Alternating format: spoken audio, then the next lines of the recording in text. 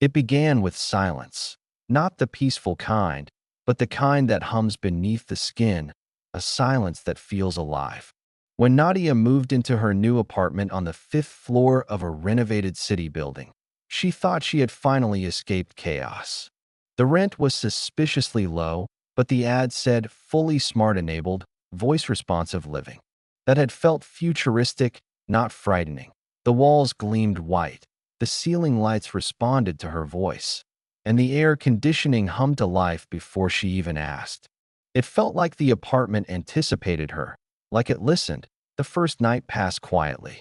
But around 3 a.m., the lights flickered for no reason. Her smart speaker whispered a faint, static sound. Not words, not commands, just breathing. She laughed it off, blaming it on a neighbor's Wi-Fi or an app glitch. But when she unplugged the speaker, the static didn't stop. That IT came from inside the walls. By the second night, the apartment felt heavier, as if the air itself was dense with attention. Nadia began noticing small, almost imperceptible changes. The thermostat adjusted itself when she wasn't near it. The fridge light flickered off when she looked inside, but stayed on when she closed the door and stood in silence. She started testing things. She turned her phone's microphone off, powered down every smart device, and even shut the breaker off to cut electricity completely. Yet still, faint mechanical sounds lingered, rhythmic ticks, like a distant heart beating through the drywall.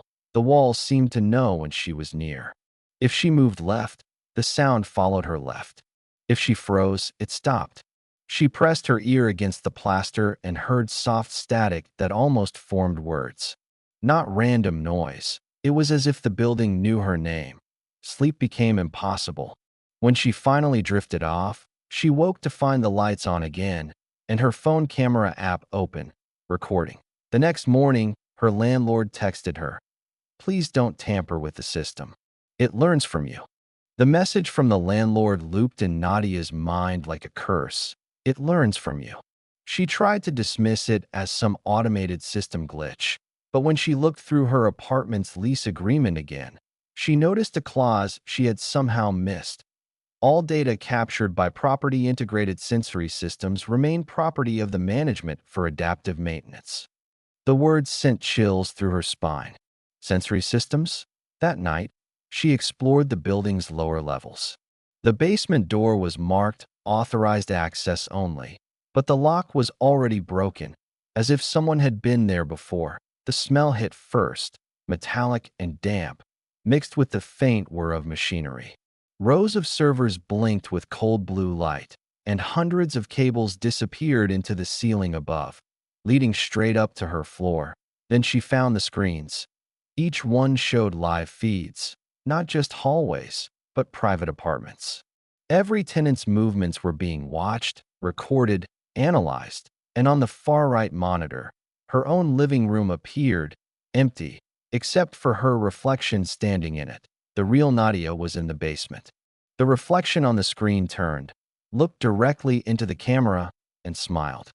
Nadia didn't sleep that night. Every corner of her apartment felt alive. The quiet hum of electricity now sounded like breathing. When she tried to unplug the cameras, her lights flickered violently, as if the building itself was reacting in pain. By morning, she'd made up her mind to leave. But when she reached for the door handle, her phone lit up with a new notification. "Your departure request has been denied. Tenant must remain until observation is complete." She froze. Observation? Complete. That's when she heard it, a whisper from inside the walls. Faint, distant, yet calling her name. Nadia. Her eyes darted to the wall near the bathroom, where a hairline crack ran down the paint. She pressed her ear against it. The whisper grew louder, desperate, almost human. She grabbed a knife from the kitchen and began scraping at the plaster. Beneath it, she found a thin layer of black glass, like a hidden screen. It flickered to life the moment her knife touched it. The glass showed her, not live, but in replay, sitting on her bed, staring at nothing. Then the version on the screen turned its head slowly toward the camera and whispered, "Don't leave me here." Her knife slipped from trembling fingers. The glass went dark, but her reflection lingered, faint, waiting. Somewhere above, a door slammed shut on its own. The building had heard her. By the next morning, Nadia's building had grown silent, too silent. The hum in the walls stopped. The pipes that once echoed faint thuds no longer carried water. Even the street outside seemed frozen in place. When she opened her curtains, she saw no cars, no pedestrians, just an eerie, motionless fog blanketing the road. Her phone showed no signal. The Wi-Fi networks that usually filled the list were gone, replaced by one single name, Floor 7, access granted. The problem was, her building had only 6 floors. Drawn by something she couldn't explain, Nadia took her flashlight and stepped into the hallway. The elevator doors opened before she pressed a button, waiting as if it knew. Inside, the control panel had changed. Between 6 and roof, a new number flickered faintly. 7. Her hand hesitated, but curiosity outweighed fear. The doors shut, and the elevator began to move. It went past 6, but it didn't stop. The air grew thick, heavy, and humming with a low vibration. When the doors finally slid open, the floor looked identical to hers. Same layout, same furniture, but everything was colorless, drained of life. On the walls were photographs, dozens of them, of her, sleeping, eating, crying. Each one marked with a date that hadn't happened. In the center of the room stood a large black terminal, its screen flickering with static until words appeared. Observation successful. Subject understood. Prepare for integration. Nadia stumbled back, heart pounding, realizing every step she'd taken had been recorded, predicted, controlled.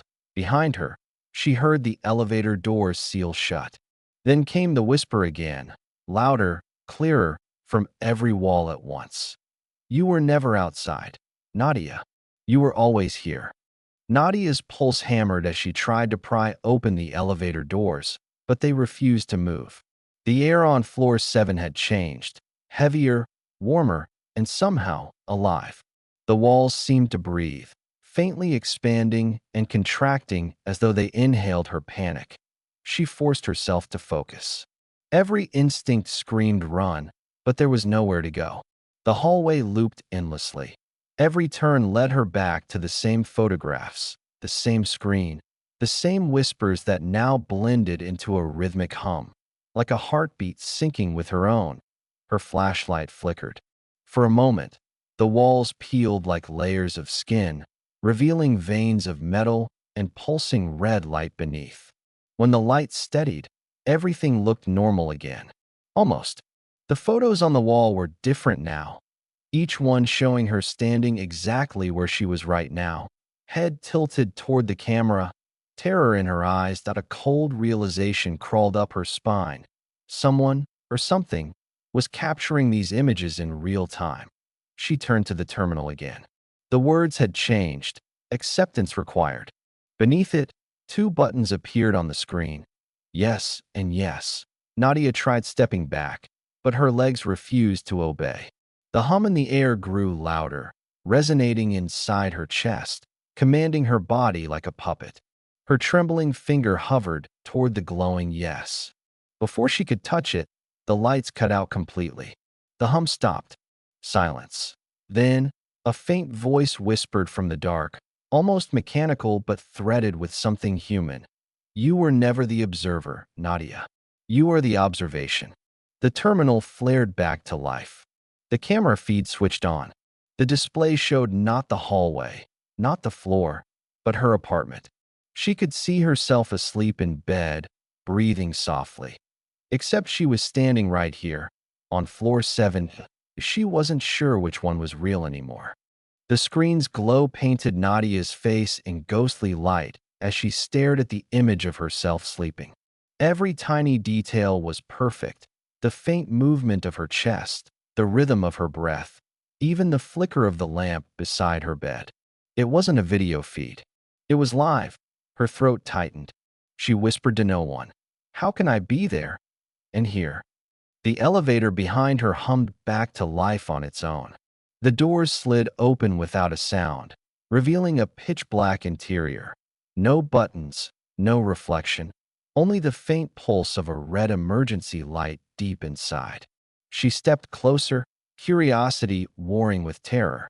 The air that drifted from inside was colder, metallic, laced with a scent she recognized: ozone and antiseptic. The smell of her own apartment. Heart pounding, Nadia reached out to the wall beside the elevator. It was smooth glass. When she touched it, the hallway vanished. In its place appeared a seamless reflection of her living room, only darker, emptier, stripped of warmth. Every object looked slightly off, rearranged as if someone had studied her life and tried to recreate it from memory. That a static whisper filled the air again. It seemed to come from inside the glass. Return to the origin. You belong to the sequence. The elevator light flickered, revealing words scrawled on the back wall in something black and wet. Room 712. Do not open the door. Before she could step away, her phone buzzed in her pocket. It was a message from her own number. Don't trust the next floor. It's not real. Her hand went numb. She looked back at the screen. Her apartment feed was still live. Only now, the figure on the bed was gone. The blanket moved. A shadow sat up, perfectly mimicking her shape. The figure turned its head toward the camera and smiled. Her smile, but stretched too wide, too calm. The elevator's red light blinked twice, then once more, in rhythm with her heartbeat. She knew what it meant. It was calling her, but the problem was clear now. She wasn't being lured to escape. She was being lured home. Nadia stood frozen in front of the elevator, her body shaking, her breath short and sharp. The building was no longer pretending to be normal. It was awake. Every light, every wire, every faint hum in the walls pulsed together like veins feeding a single, living organism. The red light in the elevator blinked once more. Then the doors began to close, slowly, deliberately, like jaws waiting for her to step inside. Her instincts screamed at her to run, but when she turned, the hallway had changed. It stretched endlessly in both directions, repeating itself like a broken loop. Each door was numbered 712, and from behind each one came faint, synchronized knocking. Not random. In unison, she clutched the edge of the wall, feeling her fingernails dig into cold paint. Somewhere deep inside the building, she heard her own voice, recorded, distorted, calling out, "Please, let me out." Her knees weakened. That wasn't her past self. That was something using her tone, her rhythm. The same way the cameras had captured her image, the building was now replicating her voice. She forced herself toward the elevator, but just before stepping in, she noticed a small inspection panel on the wall beside it. It was open, wires exposed. Something inside pulsed faintly, like a heartbeat. A thin metal tag dangled from the side, engraved with the words, "Property of the Human Sequence Project." Her breath hitched. She remembered the abandoned hospital. The files she'd seen there, the old government research marked cognitive reinstantiation experiments. They weren't studying people. They were rebuilding them. The elevator chimed. Its doors slid open fully, revealing not darkness now, but her apartment. The same furniture, the same couch, even the same flickering lamp, perfect in every detail. Only one difference. On the bed, something moved. It was her. Or what looked like her. The duplicate turned its head, eyes open, expression blank. Then, with a slow, deliberate movement, it whispered, "You made it back." Nadia's mind fractured in silence. She stumbled backward, realizing the truth too late. She hadn't escaped the building. She'd only been moving deeper into it. The elevator door sealed shut behind her with a metallic sigh. The world went dark, and the walls began to breathe again.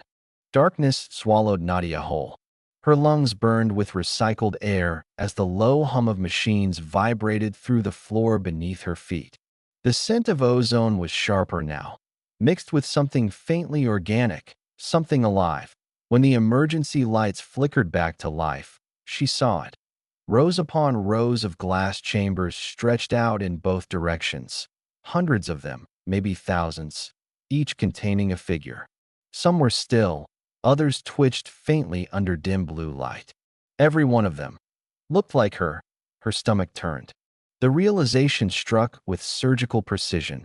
She wasn't the first Nadia, maybe not even the 10th. She was one in an assembly line. The hum deepened. A nearby console lit up on its own. Text scrolled rapidly across the cracked display. Reinstatement sequence active subject 712.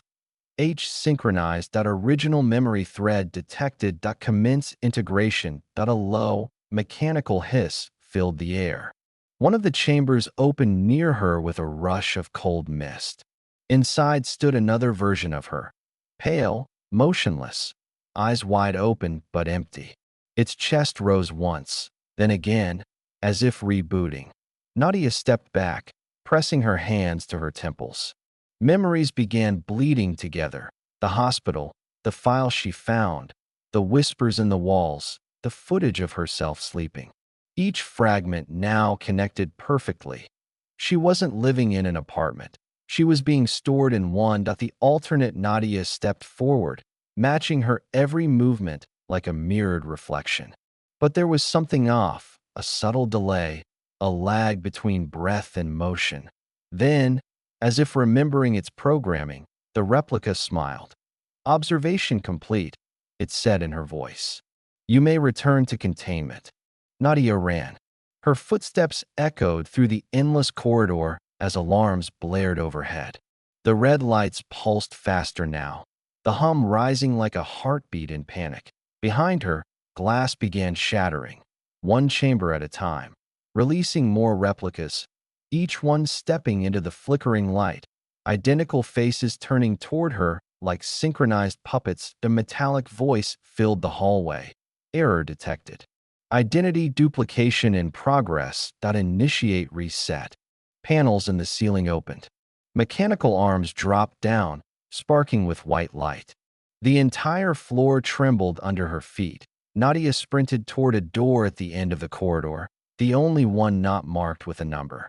She pushed through, slamming it shut behind her. The noise stopped. The room beyond was silent, small, sterile, white walls humming faintly with electricity. At its center stood a single console, displaying a live feed of her entire life.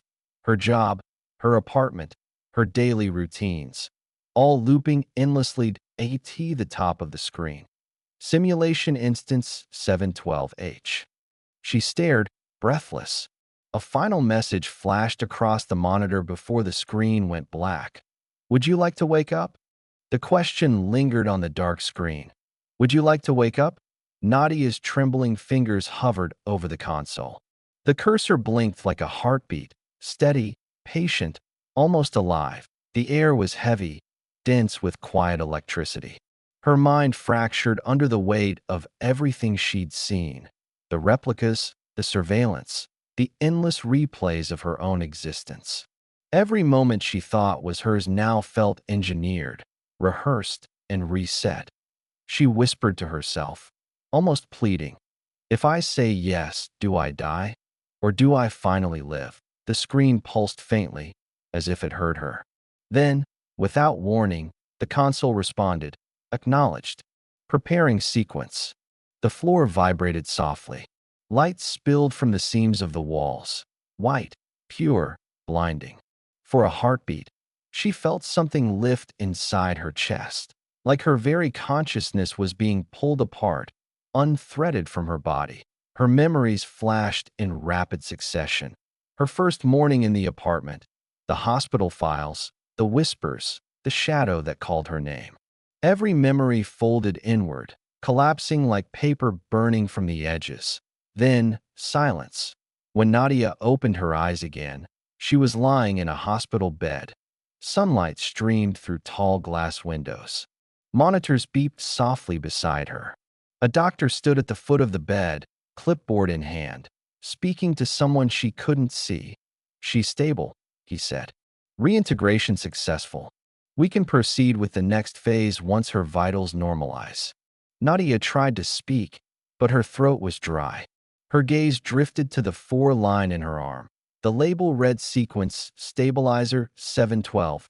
H. Her pulse spiked. It wasn't a dream. It never was. She turned her head slightly. On the nightstand beside her bed sat a small black screen, silent, but glowing faintly. As her eyes focused, words began to appear on it, one by one. Welcome back, Nadia. You were never asleep. This is the real world for now. The lights above flickered once, then twice. In the same rhythm she had seen in the apartment, the doctor froze mid-sentence. Every monitor in the room began to flash the same text in unison. Reinstatement incomplete. Subject 712, H still observing. Nadia's breath hitched. The heart monitor beside her let out a sharp, continuous tone. She turned toward the glass window, and on the other side, in the reflection, she saw herself standing there, smiling, eyes calm, hand pressed against the glass. The reflection whispered soundlessly, "You chose to wake up." Then the reflection leaned closer, lips forming one final sentence she could barely comprehend. But which one of us did? The light burst white, and everything went still.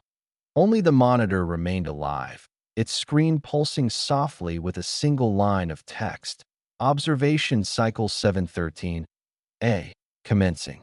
The Yindi Candle, a standalone psychological horror from Twist and Truth.